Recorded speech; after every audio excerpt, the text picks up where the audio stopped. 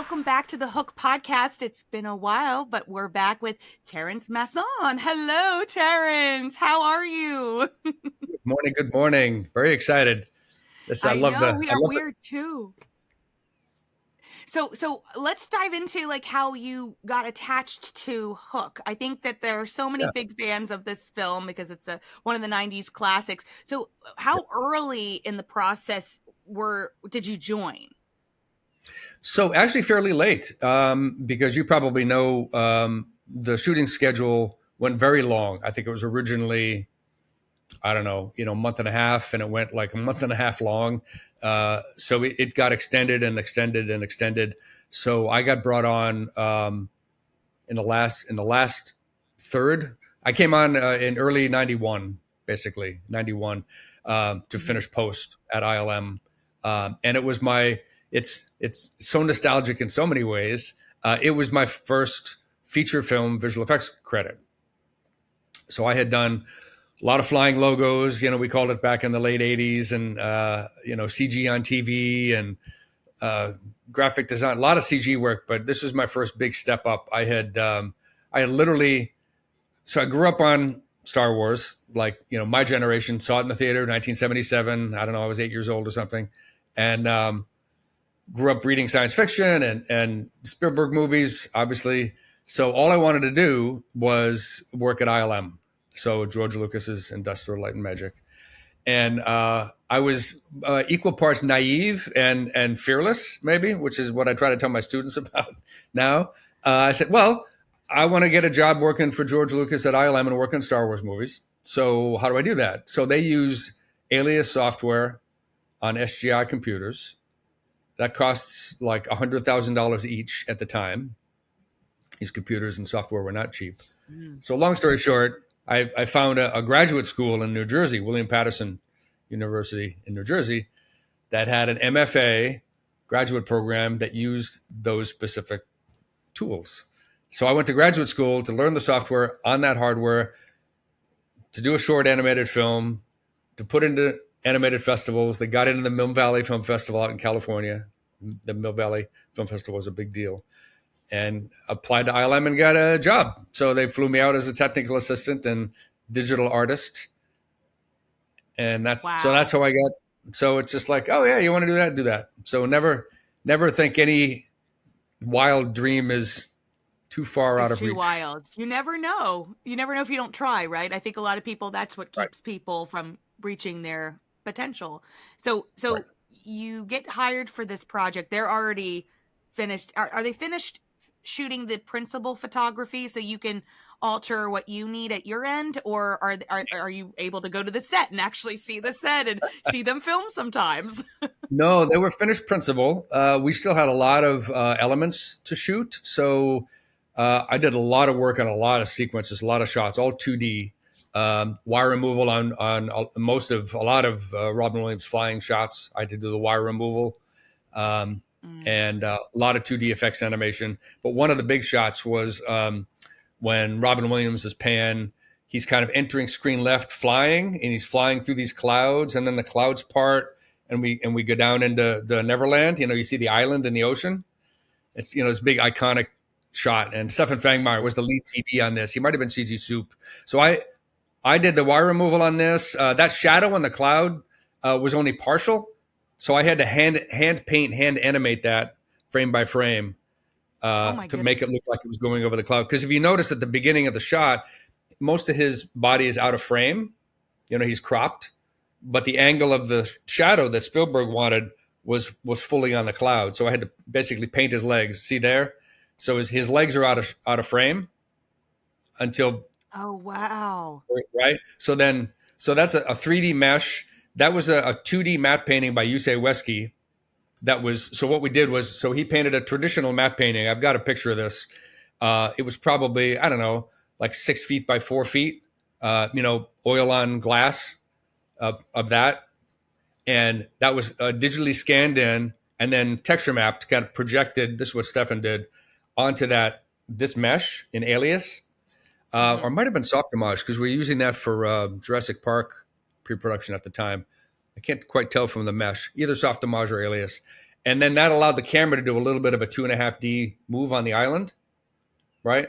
Because the 2D matte painting was projected on this geometry so that the camera could then do a little bit of parallax on it. Yeah. So we were shooting, they were called fiberfill clouds. So the clouds were shot on a stage, a black shooting stage, lit, and they were probably, well, I mean, the size of a big house, on a shooting stage. Those shot on a motion control on a camera rig. So you have the 2D painting on 3D geometry in the computer. You've got real clouds that were fiber like cotton, basically, the size of a living room, all filmed as a separate element. And then Robin Williams on wires had to paint those out. And then the hand painted shadow of him on the clouds. So that's basically how that shot came together. One of the most, as you said, one of the most iconic shots. I think I see that if anybody mentions Spielberg, that's usually the shot they go for. So look Yeah, at it's you. true. I know. So yeah. I love that. I think Yeah. the making of films, I wish that was highlighted more nowadays, because Yeah.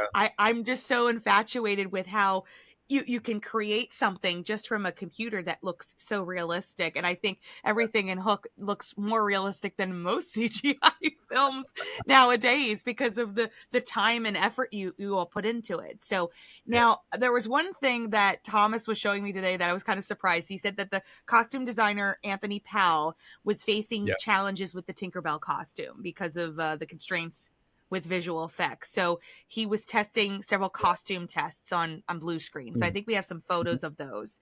So Yeah. I was just curious, were you involved in those tests to see what would work and what wouldn't work in the VFX effects in that department? I was not. No, this was done separately. Funny trivia about ILM. At the time, there were actually two different departments. Technically, I don't know if they were formerly called the digital department and the CG department. Digital was dealing strictly with 2D. They might. This was '91, so they might have been the beginning of the Macintosh-based stuff. Although, don't quote me on that, because that later turned into Rebel Mac. There was a small group of people with John Knoll who did a lot of work in a kind of a sub group purely on Macintosh computers. So this might have been too early for that, but John Knoll had and Thomas, his brother, had written Photoshop, right, in the very late '80s. So that might have been involved around that. I don't recall any talk at the time about VFX or keying issues with because the outfit I remember was just kind of brown. It was just kind of The one that they went with in the long run, because the baby doll one we just saw, I yeah. told Thomas, I'm like, where did this one come from? Well, that's a good question. So maybe that I can see in extrapolating backwards, if they had wanted to have like a flowing, silky, diaphanous kind of fairy outfit, that might have been hard to light and key, because Yeah, of the material of it. That might be true. I don't know. and it's you could see kind of like through it with the light behind it too, so then that would also Right. add another Yeah. wonderful issue. Blue screen days before they went to green. Yeah. Oh, blue screen. So Thomas has some black and white photos we're going to show. We just wanted to specifically see if maybe you could explain the process and what specific Oh yeah. role you kind of worked in producing these final shots. So could you kind of go into that? Yeah. So, because you mentioned earlier, the CG work, it really was 90% practical. I mean, so many large scale practical sets, forced perspective, where they build large scale sets to make, this, large scale practical set. You'd have to look up the year. There was another film that the ILM worked on. I did not, called The Indian in the Cupboard, and that was Oh, another. yes. Yeah, Oh, that that took was this to. great. I haven't seen that one in a long time. I know, me either. I just record, but because that really optimized and perfected in a lot of ways the forced perspective miniature scaling technology that actually Peter Jackson used to great effect much later in The Hobbit and The Lord of the Yeah. Rings. But I digress. Uh, so yeah, so it's either shot in camera with a large scale set like this, that included forced perspectives. Or I think in the next frame, that would have been obviously shot on set against blue screen and removed. And this was, I didn't do this shot myself personally, but this would be an example of just matching camera. So you basically, that's the wonderful thing about these things. You have to extrapolate the lenses that are used to shoot on set with Dustin Hoffman on the ship, which is full scale. And then you have to shoot Julia Roberts from, a further distance with a different lens to make her look smaller, but the actual angle of view has to be realistic, has to match basically. Yeah. So that's basically how that's done. It's so Pretty straightforward. fascinating. I love how it all comes together. And this is where the Lost Boys are. Yeah, so I did a lot of wire removal in this sequence when he first learns to fly, and he's just kind of zooming back and forth and doing dives, and some of that was him for close-ups like this, but there were other shots that were more acrobatic. That was a stunt double. And yeah, it was just pretty straightforward digital wire removal. And I got to give a shout out. The software was in-house. It was custom made. Oh, wow. Originally by Mark Lether in probably 5 years previous. And then Doug Smythe, brilliant guy, added a sequencing technique so that basically we could load in 3 frames at a time. And offset them a little bit, so to be able to do kind of like a old school animation flip book, right? So you could flip through 3 frames at a time, because you needed to do in motion. You could kind of see the wires were there, but frame by frame they're basically invisible. So it was a real tricky technique to be able to flip through 3 frames back and forth, back and forth, back and forth, and see where the wires were. And then the nice thing about what layer paint allowed you to do is you could offset a frame previous or after a little bit and then paint through. So if you can imagine, the wire is here on my face and I have to paint it out. Well, the face doesn't exist in this frame because the wire's over the top of it. But if the wire's moving that way on the next frame, the wire's here. So I can take this frame and offset it here and then paint it through, if that makes sense. So that's, Oh, wow. It wasn't actually like erasing the wire, or you try to use the actual information in the frame whenever possible. Mm-hmm. So so that was just a lot of very time consuming, but obviously I'm giggling the entire time because I'm at ILM working on a Spielberg movie. This is this. And you're like, I'm living my dream right now. I get to play with this, and what a fun movie it is. And seriously. And in post, the work that I'm doing, it's the final pixels. It's the, that's what you see in the theater. So yeah, I was very happy. So there's so many different effects, miniatures, the traditional paintings that they have on set, practical effects. So how did you have to collaborate with the other departments, or was that kind of already completed by the point when it gets to you to just work your own magic? Yeah, it's a good question. So I was always insatiably curious about the old masters, Ray Harryhausen and matte painting and just the traditional visual effects techniques. So obviously I'm at ILM. I'm not going to stay in my cubicle at my keyboard. I'm going to get up and I'm going to the model shop. I'm going to the shooting stage. I'm going to the matte painting dudes. And it was it was amazing. For instance, going down, Rocco Joffrey was another one, a matte painter. If you haven't interviewed him, you should interview him for Hook. He's an amazing matte painter. And yeah, I would just go down and see them, painting these matte paintings. And it's, stuff that I've read about my whole life. I think he was working on the one with the Big Ben. I think there was a matte painting of Big Ben near the end where they fly around. Yeah. And again, the shooting stage for that shot, with the fiber-filled clouds, examples of that. There was a little bit of, I didn't experience any of it personally, but there was a little bit of career tension, because this was the time when the computers were starting to be capable. And again, this show was 99% 2D. It was all just what I was doing and others were doing, pixie dust and things like that. There was one element of one shot that used 3D computer graphics, which you and Thomas probably already know, but it's a good trivia.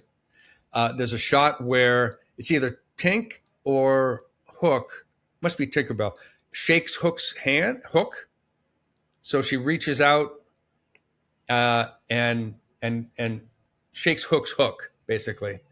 I think it's the follow up to that shot on the deck of the ship. And for that insert shot, it's a close up basically. You can see on the bottom left, that's a 3D CG prop. So Oh wow. Okay. yeah. So Julie Roberts is just holding on to this, little end of a prop on stage, and then she's removed with blue screen, comped into the plate that has Dustin Hoffman on the ship, and there's no hook in that shot, right? So they're in the top shot, that's CG, that's comped in. So the bottom left, that's the CG hook. So that had to be tracked, right, to match the tip that Julia Roberts was shaking. So that's the only, best of my knowledge, that's the only use of 3D CG in the movie. Did you find that you were having any like particular challenges with integrating characters into some of the shots because of just perspective issues, or how did you find anything like extremely challenging or? No, really not. I mean, Eric Bregman was the VFX soup, and he's a legend. He's just amazing, total pro, sweetheart of a guy. And he was.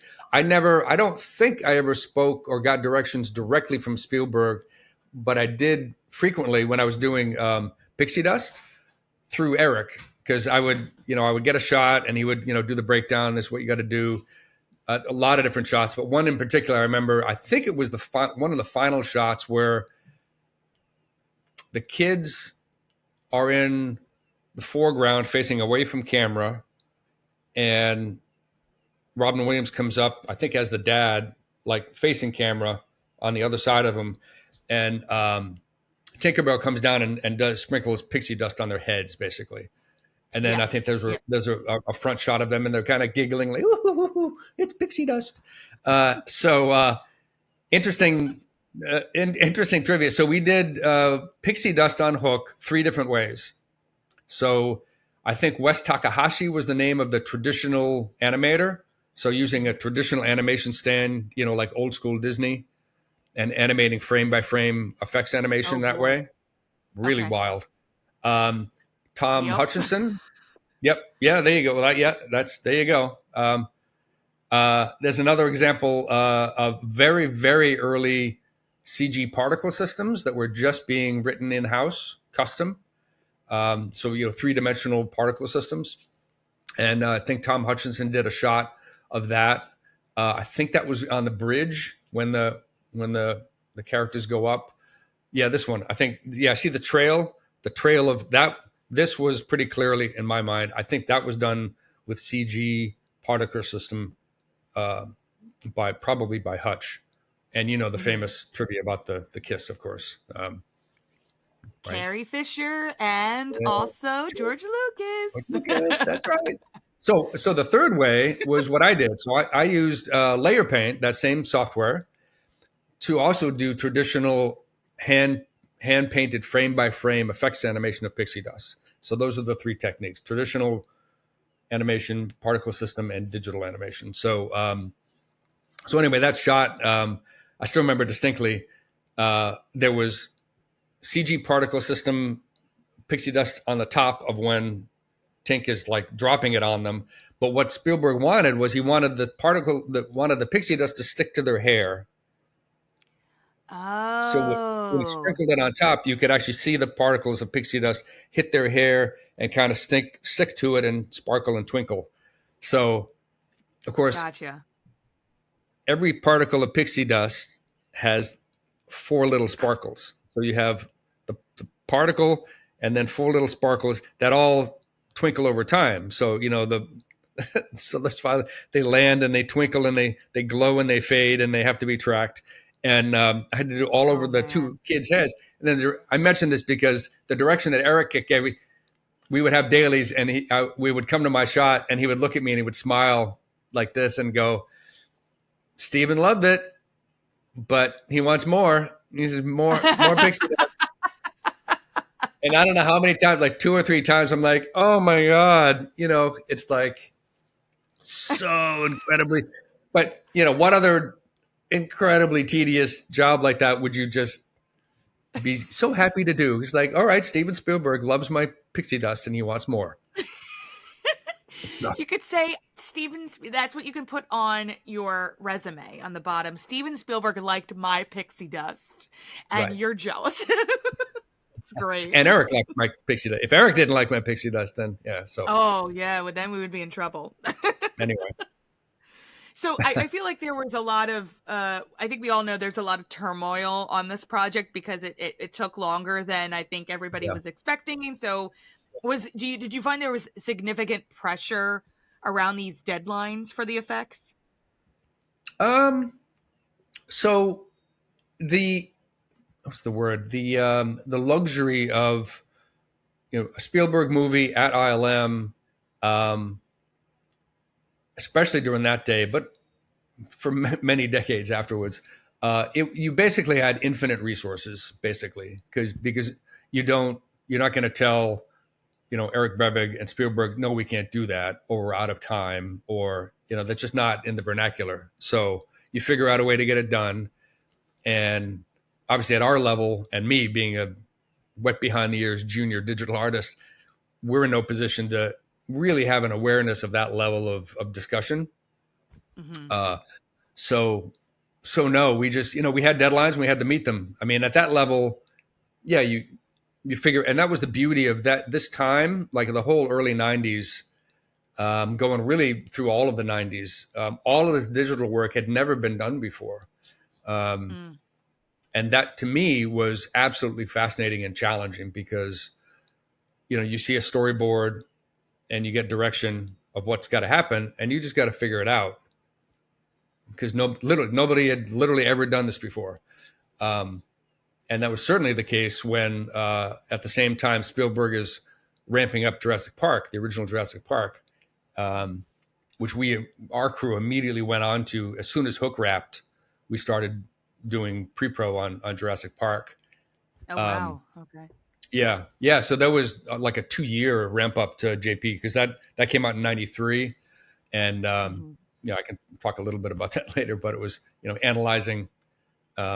We sat in a screening theater, and Dennis Muren brought up clips of every movie that had ever been done with dinosaurs on the screen. So whether it was Willis O'Brien and Ray Harryhausen doing stop motion, or Journey to the Center of the Earth, where they glued fins on the back of iguanas and filmed them running high speed. But I digress a little bit. But so the pressures weren't at a high level down at us. For me, it was just pure joy. And you just took it seriously when, your supervisor said, okay, you got 2 days to do this shot or whatever. You just did it. And I didn't know any better at the time. It's like, okay, I got to do it 2 days. You were like, I'm in, let's do it. You say yes. Did you find any shot specifically the most challenging out of all the ones in the film? Was there something that was like, okay, this is just taking longer than I really anticipated? That's a good question. Well, interestingly, so all of the work I did, and again, virtually all of the work on the film, was 2D.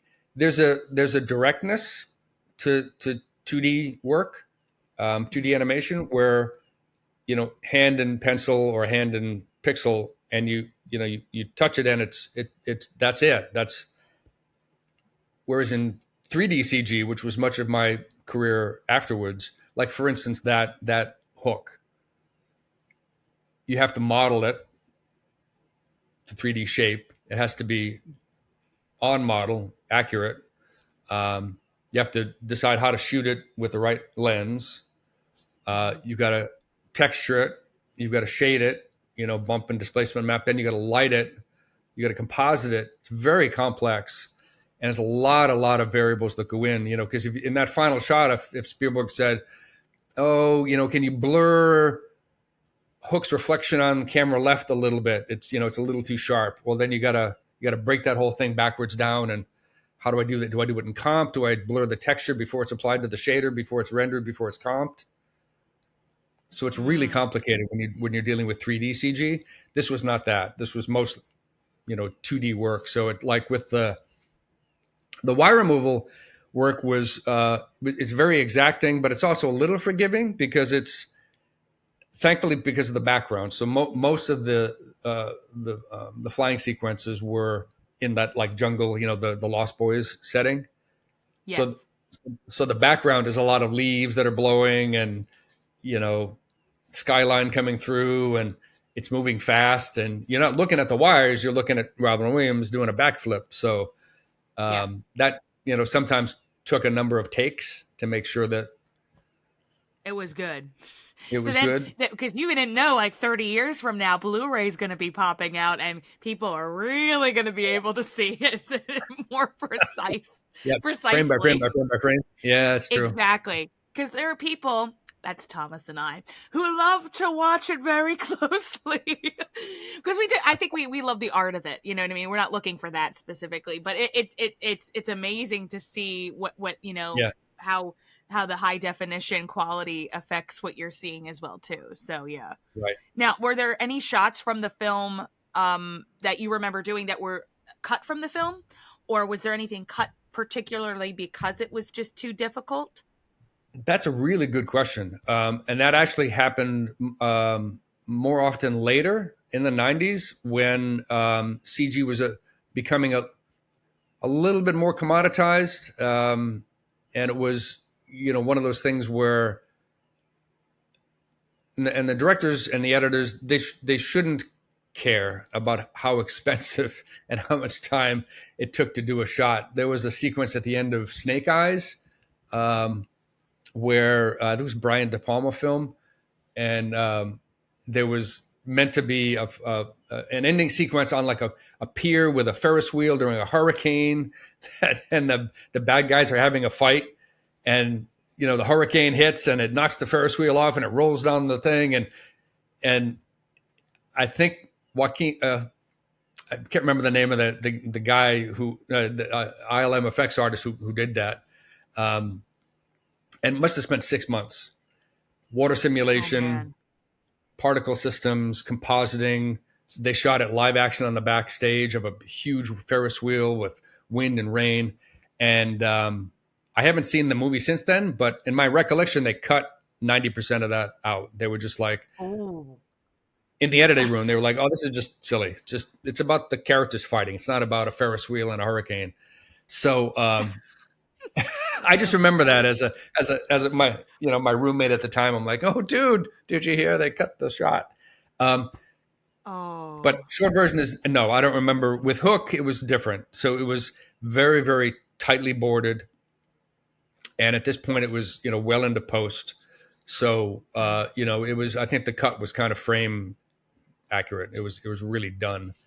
So there was no time or budget or looseness, that they were just kind of shooting and doing stuff, because Because there's VFX, so many versions of that script. I think that was the other thing. There's an earlier that's version where Jack has a cannon and he shoots a cannon at Tinkerbell and she's supposed to vanish with pixie dust particles or something like that. So I would, we're just curious because there's as I said, there's so many different versions. Is did they ever really truly shoot right. it, or just had it there and we're like, I guess we're not going to shoot it? Well, you should track down Eric. If you haven't talked to Eric Brevig, he's the VFX soup, so he would absolutely know Oh yeah, every. we'll have to. Hook was nominated for Best Visual Effects for the It Oscars in was '92. So, right. what did you guys think when you heard about the nomination? Well, I was thrilled, obviously, being my first film. The kind of the sad part was, so for me, short version is I didn't get screen credit. So, but this was also very typical at the time, when films were still being duplicated and distributed on celluloid, like actual film reels. There was a real consideration of how many reels there are to run the film, because if you know, if you have a 2 reel film and it has to go to 3, that's a huge, you're tripling, you know, you're The 50% more budget. printing and budget and shipping and all that. So it's, so they have to, the length of credits is actually was a real actual financial consideration, as was Mm. you know, the contractual agreement at the beginning of, you know, ILM would say, okay, we'll do this movie for X amount of millions of dollars, and the studio will say, okay, and you have 15 name credits you can have for the work. Doesn't matter if 65 people worked on the movie at ILM, 15 people would get credit, right? So it, that was just the reality back then. And technical assistant, you know, digital artists at the time did not. We were the. I was happy to be the lowest man on the totem pole. Oh. No, but I still Did, remember this. do you remember, were you watching from home that night just to see, obviously, I'm sure you were, Oh, right? To see who sure. was going to win and Oh, yeah, absolutely. I actually, I don't remember that moment. I do remember getting a call from the head of production, who's still a good friend of mine this to this day, Douglas K. He and George Joblove ran the CG department. But Doug called me and said, "I just wanted to let you know that your names, you're not going to make the credits." He called me personally and said that, you know, that's, oh.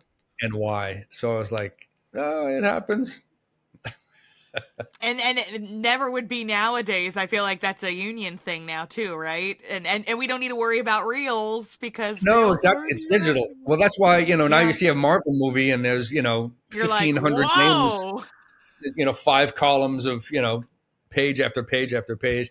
Oh, but that was the other beautiful thing about back then. You know, it's, I think the entire CG department at ILM during Hook, I mean, all of us, men and women, the digital, the CG, were 50 people, maybe. Wow. That's a tiny group of people. They could have fit everybody's names. Look at Yeah, you guys.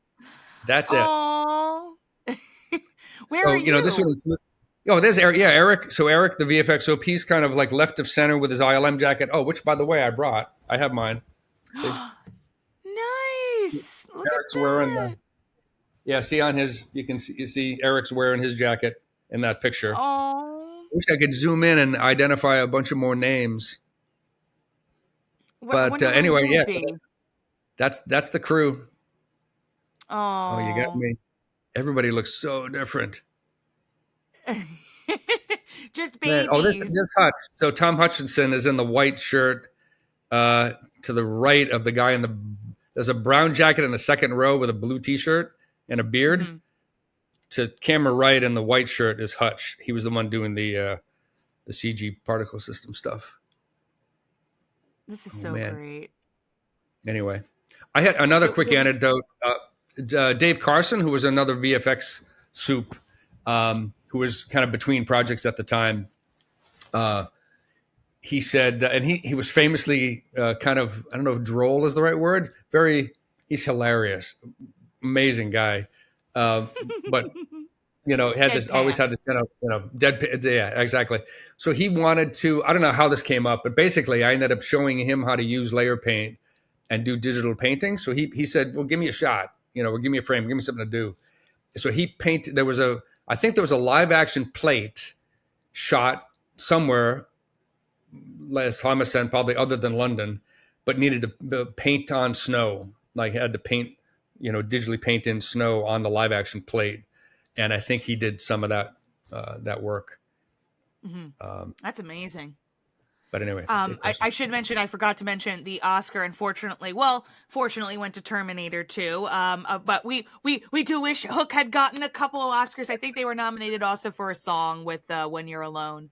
I Yep. remember seeing a clip of they did the performance on stage. This is when they actually allowed songs that were nominated to be performed at the Oscars. Oh yes. And and Billy Crystal comes out at the end and he's like, look at all those kids, or something about just a joke about how many children they had on the stage at the Oh Oscars. But yeah, so we wish you guys would have won. But was Terminator 2, that wasn't done by was that done by a production company near you guys? I'm trying to remember. no, we did that. Um So I actually, that you was guys when did I was too, I hired. thought. Yeah. So T2 had just come out, and So my first job as a technical assistant was to basically archive the T2 footage. So we had what we called Oh, Abacus digital disc recorders, DDRs. They're basically digital hard drives that we would record shots to and then review in dailies. So all of the T2 footage, all the shots, the CG effect shots were still on the DDR. I had to archive them and get them off to make room for the Hook footage. oh, okay. Oh So boy. I have my T2 crew jacket and my Nice. full on leather jacket. Uh, but yeah, so I have some of that set pieces. I have silver gloves that Robert Patrick had used on set, as like a close in stand in stuff, Nice. So storyboards and you things. kept a lot of your things. When we talk to I people, did, usually a lot of yeah, people are like, "Yep, didn't really keep anything." I was like, "What do you mean?" yeah. Thank I gosh. still Well, I still have the boxes in the rafters of my garage are very very carefully preserved. because you have over 30 years of so Yeah. much amazing work. You worked on many classics. We've only listed like 3 of them. So, but specifically, how do you like to view Hook mainly? Is it does it stand out a little bit more than the others, or Well, always, you always remember your first, right? And that, first kiss, uh, whatever, is my first film, and it's a beautiful film. I mean, I've watched it, dozens of times since then, and I still cry. It's still when I became a dad, oh, right? definitely a different film when you become a dad.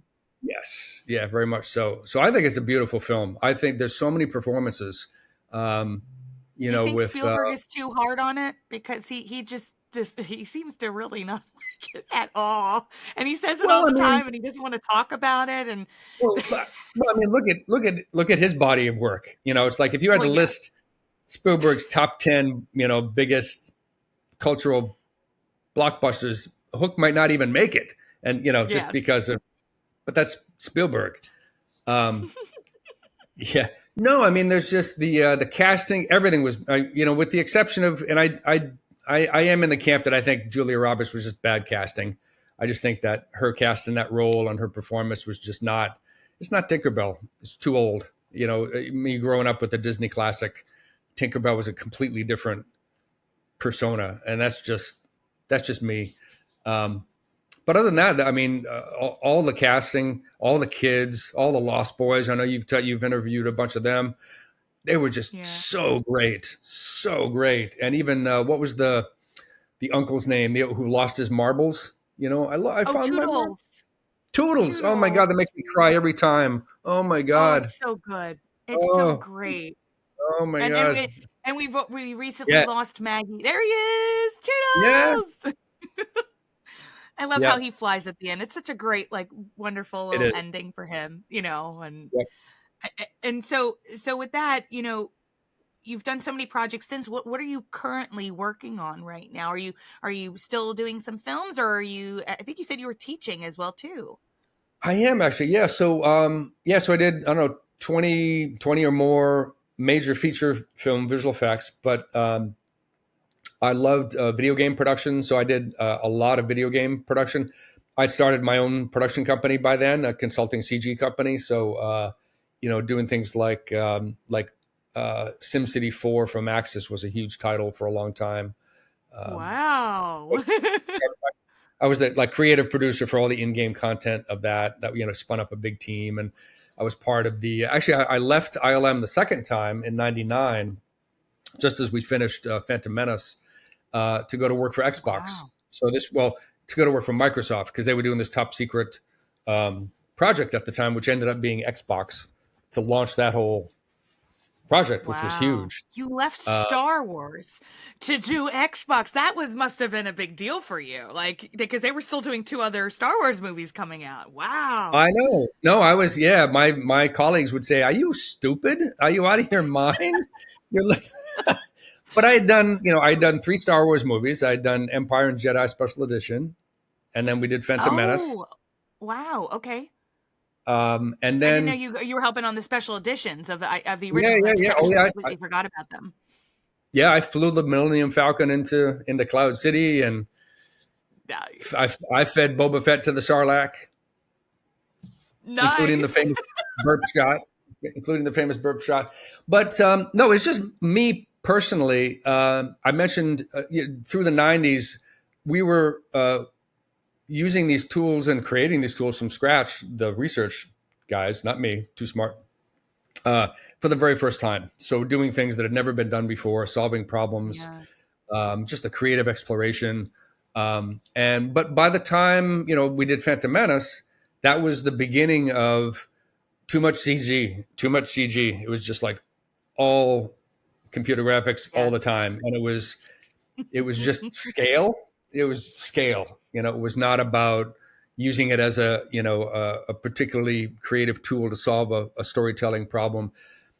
And I wasn't interested in that. I literally was cast. You cast crew is assigned to shows. They had put me on The Perfect Storm, Oh, yes. Okay. the movie with I think George Clooney about the big wave, and Yep. I was going to be working on the wave foam supervising team for like 9 months, and it's like, okay, well, that Okay. I just got asked to go to Microsoft to work on a top secret video game project, so I'm gonna go do that. I'm headed out. Yeah. And of course, it didn't take 10 years for video games to be bigger than Hollywood box office combined, and the juggernaut that it has been for quite a while. But so I Yeah. did that. I did a lot of. I worked for a real mentor of mine and the entire industry, Douglas Trumbull. When I left Hmm. after Hook, actually, to do some work on the Luxor hotel project, the special venue work, it's called. So you do like theme park rides. Yes. So I did a bunch of that. I did some short animated films. I worked in feature animated films, focusing on layout and digital cinematography. So by then I had focused on camera and lighting, layout. But I got into education. I left production, geez, almost 20 years ago. I guess 15 at least. Wow. Yeah, I took over the animation department at Northeastern University, and created a 4-year undergraduate game design program from scratch. Look at And you. I love that. And you're giving back because I think that's another thing. yeah, It's like you had such a career, right? And you were a little newbie, and now you're helping other little newbies. I am. I know, and they're getting bigger all the time. So yeah, I did a startup company after leaving Northeastern, and I've been at the School of Visual Arts in New York City now for 9 years, running. So I'm the chair of the MFA Computer Arts Department at the School of Visual Arts. So it's a 2-year MFA program in Manhattan, and we do 2D and 3D and experimental art, and practical effects for stop motion stuff. And I just could not be happier to be able to, because the students, they do appreciate this. I'm not a career academic. I haven't written research theorizing about this stuff. I've You've done it, taught and it. I'm happy. You've Yeah, taught and I it and you've loved it. done it. Yeah. Yeah. So anyway, so that's what I'm doing now. So I'm a full time chair and teacher instructor. I do consult. I've been very very deeply involved in AI. Generative AI, as Ooh. the tools are used in animation. Mm. So that's kind of what I'm doing. And I do have, there's a couple of film projects on the side that, as a segue, these new AI tools are going to potentially will allow me to make virtually almost by myself, whereas I haven't been able to make them for 20 years because I would need millions of dollars and a big crew.